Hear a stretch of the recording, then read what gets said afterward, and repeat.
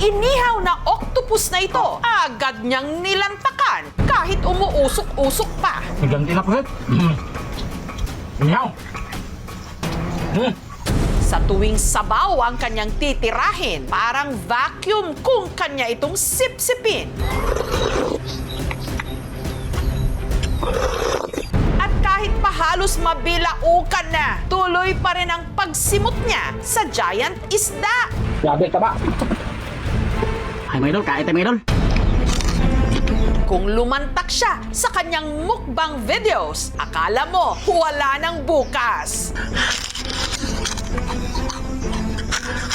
Siya ang sikat na mukbang vlogger mula Mindanao, si Dongs Apatan. Ulam natin ay mga idol, ginataan na ubod. Sarap mga idol. Pero kamakailan lang, may nakagugulat na ipinost. Ang kumalat na espekulasyon, namatay raw si Dongs dahil sa pagmumukbang. Ito mga idol, ulam natin, taksiw na ulo. Pagmumukbang nga ba talaga ang dahilan ng kanyang kamatayan? Mukbang.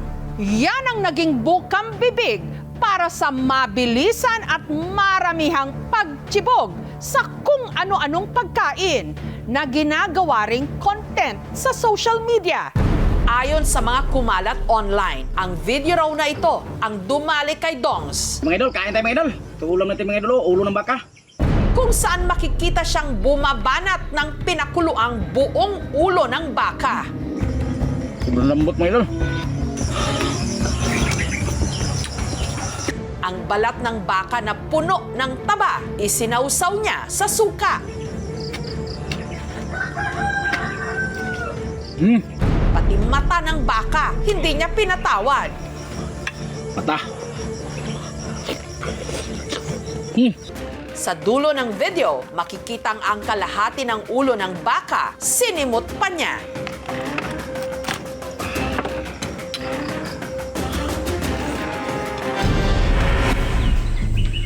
Pero ang pamilya ni Dongs Apatan, pinasinungalingan ang kumalat na balita. Nagpaunlak sila ng panayam para raw linawin ang mga kumalat na fake news. Hindi yon totoo na after niya kumain ng ulo ng baka na inatake. Hindi yon totoo.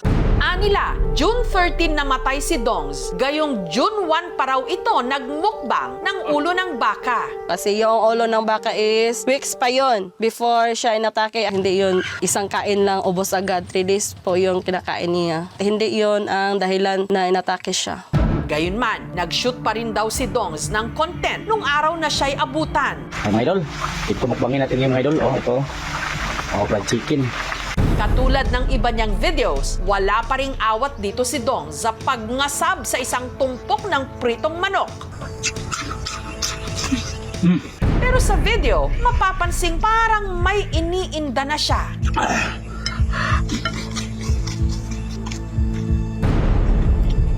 After lunch, bumaba siya. Bumili siya ng foods para sa kanyang content, para imukbang. By 3 p.m., may tumatawag sa amin na inatake siya.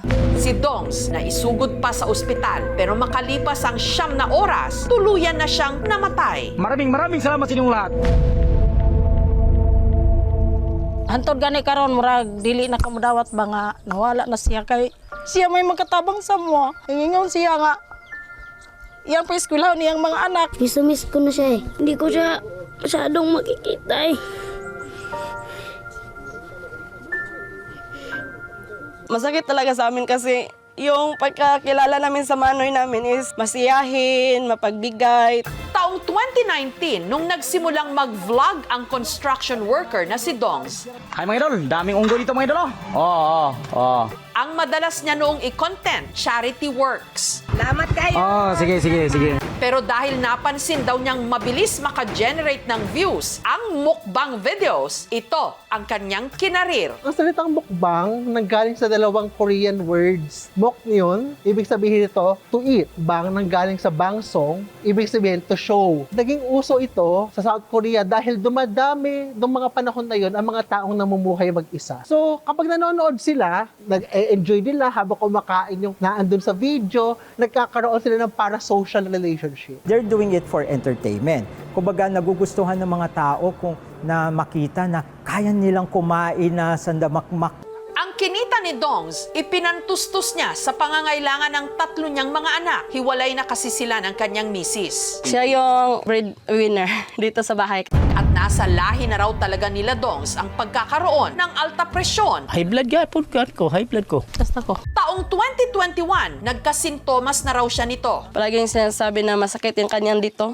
Dahil walang sapat na pambili ng maintenance medicine, naghanap si Dongs ng alternatibong solusyon na kanyang ikinontent. Yun yung kibali maintenance niya, yung tubig ng saging. Katunayan, isa nga si Dongs na na-interview ng aming team noon lamang nakaraang taon nung itinampok namin ang pag-inom sa tubig na nakokolekta mula sa puno ng saging na di umano mainam sa panggamot sa high blood.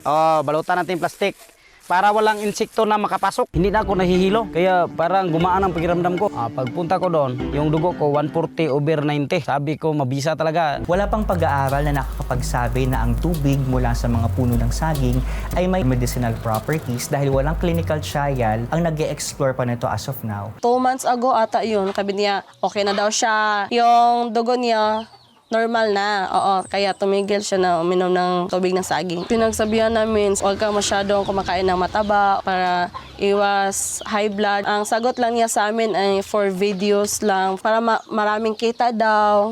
Hanggang inatake na nga siya at namatay. Pero may kinalaman nga ba ang pagmumukbang sa sinapit niya? Ayon sa doktor na tumingin kay Dongs, ang naging sanhi ng kanyang pagkamatay, left hypertensive bleed with herniation syndrome. Si Dongs nagka-brain attack. Si Dong, talagang comatose siya, hindi siya makapagsalita. Herniation syndrome, yung sobrang daming dugo, tutulak niya yung utak pababa. Kasunod na nun, shutdown na yung respiration, tsaka yung pagtibok ng puso. Then, death na yung kasunod nun. Yung lifestyle ng pasyente is the #1 determinant para sa magkaroon ka ng ganitong klaseng sakit. Ang nangyari kay Dongs, ikinaalarma ng DOH o ng Department of Health. Kaya ipinanukala nila na i-ban na ang mga mukbang content. Tinitignan po ng Kagawaran ng Kalusugan kung anong naaangkop na paraan para ma-regulate ang mukbang. Kasama sa tungkulin ng DOH ang tinatawag na health promotion. Ito po ay maaaring mapunta sa eating disorders. Buong community po ng mukbangers ay na-alarma. Kung talagang magkakaroon po ng batas, susunod naman po kami mga mukbangers. Pero sana po magkaroon ng malalimang dialogo pagdating po dito. Paalala naman ng eksperto para maiwasan ang brain attack at iba pang sakit na kaakibat ng labis na pagkain. Lagi raw tandaan ang tamang plate ratio. Ang kalahati ay dapat napupuno ito ng glow food. Prutas, gulay, at yung 1/3 nito ay dapat ito yung meat sources. At ang kalahati nito ay nahahati sa go food. Babay na, babay. Uli na ko. Please, tigilan niyo na po magbabash kasi namatayan po kami. Kailangan namin is comfort, hindi pang babash. At sa lahat ng aking mga viewers, followers, at supporters, maraming salamat sa inyong lahat. Ingat kayo palagi. Thank you for watching, mga kapuso. Kung nagustuhan niyo po ang videong ito, subscribe na sa GMA Public Affairs YouTube channel. And don't forget to hit the bell button for our latest updates.